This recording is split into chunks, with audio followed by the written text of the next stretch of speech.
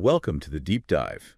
We're diving straight into a really pressing issue today. The increasing levels of anxiety and depression our teenagers are reporting. It really is. It's genuinely concerning when you see that statistic. Roughly 1 in 5 adolescents are telling us they're experiencing symptoms. Yeah. And these aren't just observations from the outside, right? No, exactly. These are direct accounts from young people themselves. It signals a critical issue. And if you zoom out to the global perspective, it really amplifies the significance. How so? Well, the World Health Organization indicates that worldwide, 1 in 7 individuals aged 10 to 19 grapples with a mental disorder. 1 in 7. Wow. Yeah. And that accounts for, well, a considerable 15% of the global impact of disease in this age group. What really stands out is that mood and behavioral challenges are right at the forefront. Acting as major drivers of illness and disability for teens around the world. Precisely. Absolutely. So our goal today is to really get under the skin of this. We want to explore what might be contributing to these rising rates, of anxiety and depression in teenagers. Pinpoint those crucial warning signs, maybe. Yes, exactly. Pinpoint the warning signs, understand why open communication is so vital, and discuss some tangible, practical ways we can all offer support. Sounds good. Where should we start? Okay, let's start by making sure we have a solid understanding of what we're actually talking about when we say major depression. Certainly. It's definitely more than just, a fleeting bad mood or a bad day. Right. The National Institute of Mental Health, and they draw from the DSM-5 criteria, defines major depression as a period of at least 2 weeks. 2 weeks, okay. Yeah. Characterized by either a persistently depressed mood or a noticeable loss of interest or pleasure in everyday activities. So one or the other, or both. One or the other is enough to meet that initial criterion, but typically this is accompanied by several other symptoms, things like changes in sleep patterns, maybe sleeping way, more or less. Or appetite changes. Exactly. Appetite problems, persistent low energy, difficulties with concentration, or feelings of low self-worth. You need a cluster of these symptoms. And the figures in the United States really paint a stark picture, don't they? They do. In 2021, it's estimated that around 5 million adolescents, that's kids between 12 and 17, experience at least one major depressive episode. 5 million. That translates to over 20% of that age group. 20.1%, yeah. It's huge. What really caught my attention were the differences we see across genders and racial identities. Yes, the data reveals some really important distinctions there. The prevalence was significantly higher among adolescent females, 29.2%. Almost 30%. Compared to 11.5% among males. That's a big gap. A huge gap. And for adolescents identifying with 2 or more races, the rate was also notably elevated at 27.2%. What's also deeply concerning is the level of impact this has on daily life. Right, the impairment. Yes. In that same year, 2021, 3.7 million adolescents experienced a major depressive episode that led to severe impairment in their day-to-day functioning. So, struggling with school, relationships, basic self-care. All of the above. And that figure, 3.7 million, that's nearly 15% of the entire 12 to 17-year-old population. 15% with severe impairment. Thinking about, 1 in 5 teenagers experiencing significant symptoms overall, and then nearly 15% facing severe difficulties. It gives you a sense of the scale. It's definitely not a rare occurrence. It's something that likely touches many families and communities directly. Yeah, absolutely. And despite these really considerable numbers, there's this significant gap in access to treatment. Yeah, that's a major problem. Only an estimated 40.6% of U.S. adolescents who had a major depressive episode in 2021 actually received any form of treatment. Just 40%. It's incredibly low, and that figure barely increases even for those experiencing severe impairment. It only reaches 44.2%. Less than half. It really makes you think about the obstacles, doesn't it? What's preventing young people from getting the help they clearly need? It absolutely does. Stigma, cost, availability of services, lots of factors. And when we connect this back to the World Health Organization's findings, it just underscores that this isn't solely a U.S. challenge. Not at all. Globally, these conditions, depression, anxiety, behavioral disorders, are major contributors to the overall burden of illness and disability during these critical adolescent years. What does burden of disease actually mean in this context? Good question. It essentially refers to the impact of a health problem. It's measured by things like its financial cost, mortality, morbidity, like illness and disability, and other indicators. So mental disorders in teenagers are having a very substantial impact on their overall health and well-being worldwide. A massive impact. So acknowledging the extent of the problem is, the crucial first step. Definitely. Now, what about those initial indicators, those warning signs that might suggest a teenager is struggling and maybe needs support? Well, the summary we have on teen mental health highlights persistent sadness or a feeling of hopelessness as key indicators. Okay, persistent sadness, hopelessness. Right. And these can then manifest in various ways, like withdrawing from social interactions, maybe increased irritability or anger. Which can be confusing for parents, that anger piece. Oh, totally. Yeah. It might not look like sadness on the surface. Also, engaging in self-harm or a noticeable decline in interest in activities they previously enjoyed. Losing interest in things they loved, that's a big one. It is. Oh. And interestingly, the CDC provides even more granular detail on this. Yeah, it's fascinating how the emotional and physical aspects are so intertwined, isn't it? Absolutely. The CDC outlines a really broad spectrum of stress-related indicators. This includes a whole range of feelings, like obviously fear, anger, sadness, worry, but also numbness, or even just a general sense of frustration. Numbness, that's interesting. Just feeling nothing. Kind of shutting down, yeah. But it also encompasses physical changes, alterations in appetite, eating much more or much less, changes in energy levels, even shifts in their desires and interests, like we mentioned. Right, and it's not solely about their mood either. Yeah. The CDC also points to things like difficulty concentrating and making decisions. Which can obviously have a knock-on effect on school performance. Exactly. Yeah. And we shouldn't overlook the physical manifestations of stress and anxiety. Things like nightmares or other sleep disturbances. Trouble falling asleep, staying asleep, waking up too early. And even physical symptoms like headaches or stomach problems that don't seem to have another medical cause. It paints a really comprehensive picture of how stress can impact teenagers. It really does. And this naturally leads us to an important question.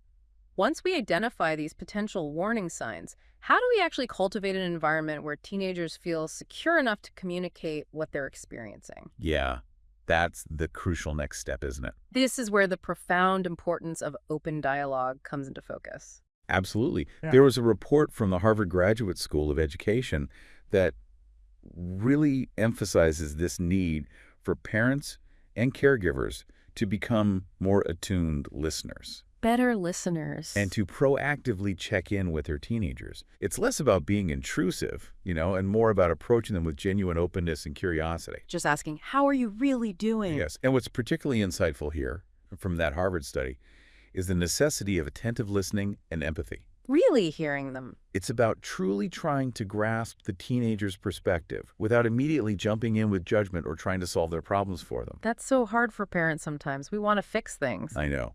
But creating that supportive space where they feel they can express themselves without fear of criticism is absolutely crucial. Yeah. And it's kind of a reciprocal dynamic, isn't it? Because another significant finding from that same Harvard study eliminates the considerable influence of parental mental health. Ah, yes. This is huge. It turns out that the rates of anxiety and depression among parents are actually quite similar to those we're observing in teenagers. That's a really critical point to consider. Their survey found 18% of parents reported experiencing anxiety and 13% reported depression. And for teens in the same survey. 18% anxiety, 15% depression. Very similar numbers. Wow. And what's particularly insightful here is that this isn't just about genetics, though that can play a role. It's also about the home environment. How so? Well, the modeling of coping mechanisms, the overall emotional climate created by parents, it significantly impacts a teenager's developing mental health. So if a parent is struggling, Right. If parents are struggling, it can create this cycle where maybe open communication is difficult, or teens might internalize their own struggles, kind of mirroring what they observe. and connecting this to the bigger picture, the study found a really strong correlation. Yeah, the numbers are striking. Teenagers with depression are about 5 times more likely to have a parent with depression. 5 times. And those with anxiety are about 3 times more likely to have a parent with anxiety. That's a really compelling statistic. It just highlights how interconnected mental well-being is within families. Totally. The Harvard study actually stressed the importance of self-care for parents, noting that exact statistic. A teenager is 5 times more likely to be depressed if a parent is. It really underscores that prioritizing your own mental health isn't selfish. It's not just for your own benefit. It has a direct and significant impact on your children. So knowing this strong connection, what are some of the ways a parent's own anxiety or depression might, maybe inadvertently, impact their teenager? That's a great question. Well, a parent's anxiety might show up as, say, overinvolvement or maybe excessive worrying, which can unintentionally communicate a lack of trust in the teen's ability to cope, Like hovering too much. kind of, or maybe catastrophizing about things. And depression in a parent could lead to withdrawal or just difficulty engaging emotionally. That might leave a teen feeling unsupported or even neglected. Hmm. And what are some initial steps a struggling parent can take, both for their own well-being and, for the benefit of their child? Well, seeking their own mental health support is paramount. It sounds obvious, but it's crucial. Modeling help-seeking behavior. Exactly. This not only directly addresses their own well-being, but also models healthy coping for their kids and helps create a more stable, supportive home environment. And even small steps matter. Like what? Like prioritizing sleep, even if it's just aiming for 15 extra minutes, or engaging in a hobby, just something for yourself, connecting with a friend. Those things can be a starting point. Yeah, those small wins can build momentum. Absolutely. Okay. And shifting our focus a bit now to external influences. We really can't overlook the significant role that social media plays in the lives of today's teenagers. Oh, yeah. The elephant in the room, right? Pretty much. Research from KFF indicated that teenagers who spend excessive amounts of time online often engage in social comparison. Constantly seeing everyone else's highlight reel. Exactly. Which can unfortunately lead to feelings of inadequacy and exacerbate existing anxiety. And the CDC data kind of corroborates this, noting that a significant 92% of adolescents reported spending at least 2 hours of weekday screen time that wasn't even for schoolwork. 2 hours minimum, not related to school. Right. And interestingly, their research suggests a potential link between social media use and poorer overall well-being. Especially for girls. Yes, with a particularly elevated risk of depression observed among female adolescents. Now, that makes sense on the surface, but are there any nuances here? Like, can social media ever be a source of support or connection that might actually help with anxiety or depression for some teens? That's a really insightful question. Because while the research definitely points to potential negative impacts, it's also true that online communities can offer a sense of belonging for some teenagers. Especially if they feel isolated offline. Exactly. Maybe support groups for specific conditions or finding people with niche shared interests that can create valuable connections. The key, though, seems to be balance and mindful engagement. Not just passive scrolling and constant comparison. Right. Using it actively versus just consuming it passively. Got it. And this leads us to the crucial point of how parents can help teenagers navigate this, this digital landscape. What are the recommendations? Well, the general advice emphasizes establishing healthy tech boundaries. Simple things, really. Like no screens at the dinner table. Yep. Implementing screen-free periods during meal times, or maybe in the hour or two leading up to bedtime, that can make a significant difference to sleep, which we know is important. And encouraging those vital real-life connections, too. Paramount. Face-to-face time, activities, just being present. Absolutely. And fostering open conversations about their online experiences seems vital, too. Talking about what they're seeing. Yeah. If a teenager expresses feeling inadequate because everyone else's life looks perfect online, it's an opportunity, right, to acknowledge that social media often presents a very curated, sometimes misleading picture. It's not real life. Pretty much. And encouraging them to actively engage in offline activities that genuinely boost their self-worth seems to be a really important countermeasure. Things they're actually good at or enjoy in the real world. Exactly. And the American Academy of Child and Adolescent Psychiatry also highlights that just too much screen time, regardless of content sometimes, can contribute to mood problems and a negative self-image. So quantity matters too. It seems so.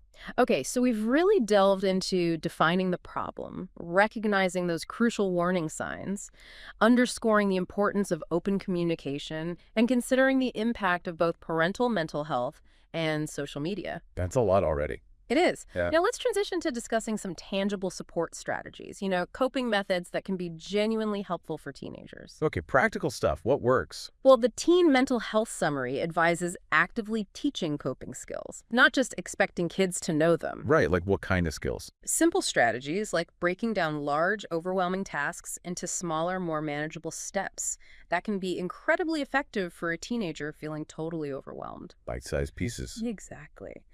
They also emphasize the importance of practicing relaxation techniques, maybe deep breathing, mindfulness. Stuff they can do anywhere. Right. And not hesitating to seek guidance from trusted adults, teachers, school counselors, coaches. Building that support network. Definitely. And the CDC offers a broader range of healthy coping mechanisms, too. Such as Things like intentionally taking breaks from news and social media, which can often be sources of constant stress or comparison. turning off the fire hose sometime. Yeah. Simple unwinding activities like deep breathing exercises or even brief periods of meditation each day can make a noticeable difference. Journaling. Keeping a journal to process thoughts and feelings, yes. Spending time engaging with the outdoors, just getting outside. And cultivating an attitude of gratitude. All valuable tools in their coping arsenal. Practicing gratitude. That seems simple but powerful. It can really shift perspective. Right. And the fundamental importance of those basic healthy habits really can't be overstated, can it? No way. Ensuring they're getting sufficient sleep. The CDC recommends at least 7 hours for adults, and teenagers often need even more, like 8 to 10 hours. Which is tough with schedules and screens. It is, but so important. Engaging in regular physical activity doesn't have to be intense sport, just moving their bodies. And maintaining a balanced, nutritious diet all play a really significant role in their overall mental well-being. That's the foundation, really. Totally.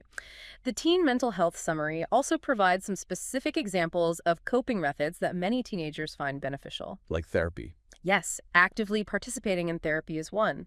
Engaging in regular exercise, as we mentioned, and exploring creative outlets. Art therapy. Music. Art therapy, yoga, music, writing, whatever resonates.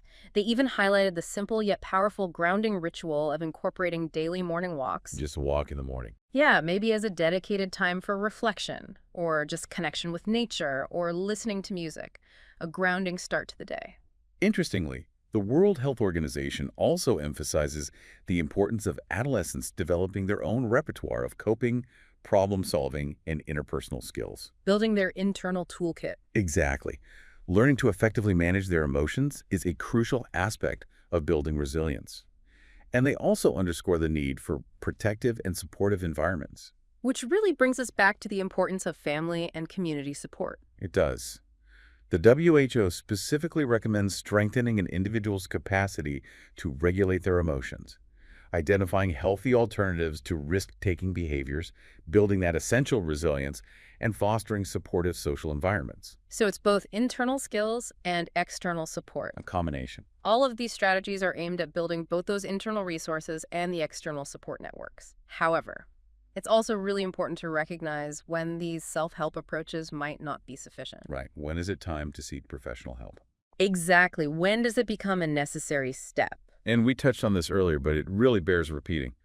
Only about 40% of teenagers who experience depression actually receive therapeutic intervention. Still that huge treatment gap. There's still a significant stigma associated with seeking help, unfortunately, as well as practical barriers to accessing it. Which brings up a really important point about how we can normalize the act of seeking professional help. How do we make it feel less like a big deal? Yeah, how do we do that? Well, as the Teen Mental Health Summary suggests, parents can try framing therapy as an opportunity to learn valuable coping skills. Like getting coaching for sports or tutoring for academics. Precisely. It's about developing skills and building resilience, not about acknowledging some kind of weakness or failure. Changing the narrative around it. Exactly. And the reassurance that connecting a teenager with a therapist or maybe a support group can provide genuine relief. That cannot be emphasized enough. It can be life-changing. It's also beneficial for parents to know that many schools offer counseling services. That's often a good first stop. Accessible right there at school. And there are confidential helplines like 988, the Suicide and Crisis Lifeline, plus various mental health apps that teenagers can often access directly and discreetly. So there are different levels of support available. Absolutely. And if parents have concerns about their child's mental health or even their patterns of screen time, initiating a conversation with their pediatrician or family physician is a really positive first step. Talk to the doctor you already trust. Right. They can offer initial guidance and, if necessary, provide a referral to a qualified mental health professional, A therapist, psychologist, psychiatrist. And the Harvard report also highlighted the critical need for just more treatment providers, right? For both teenagers and parents. Yes, particularly within under-resourced communities, there just aren't enough professionals available sometimes. And they also suggested expanding the availability of family therapy options, Treating the family system. which makes sense given how interconnected everything is. So as we bring this deep dive into teen anxiety and depression to a close, let's maybe quickly recap some of the key takeaways for everyone listening. Good idea. First, be vigilant in recognizing those initial warning signs that persistent sadness, social withdrawal, changes in behavior or interest. Don't ignore them. Second, cultivate that supportive and non-judgmental space to encourage open communication. Really listen. Listen more than you talk, maybe. Good advice. Third, emphasize and support those healthy habits. Sufficient sleep, regular exercise, a balanced diet. The basics matter. Hugely. Fourth, be mindful of the pervasive influence of social media. Have ongoing conversations about their online experiences, the good and the bad. Set those boundaries. And finally, remember that professional help is effective and often a crucial step on the path to well-being. Don't hesitate to seek it out. Absolutely. And the overarching message I think that we want to leave you with is that help and hope are genuinely available. They really are. And early intervention is so critically important in preventing more serious mental health crises from developing down the road. Couldn't agree more. And on that note, here's maybe a final thought for you, the listener, to consider. Given this strong interconnectedness of mental health within families and within the broader community, what small, intentional step can you take today? Just one small thing. Yeah, one small step to cultivate a more supportive environment for the young people in your life. Perhaps it's simply being a more present and attentive listener next time you talk. Or maybe it involves exploring some of the valuable resources we've discussed today. Looking up that 988 number or checking the school counselor's availability. Exactly. Whatever it may be, remember that even seemingly small actions can have a profound and lasting impact. Thanks for taking this deep dive with us.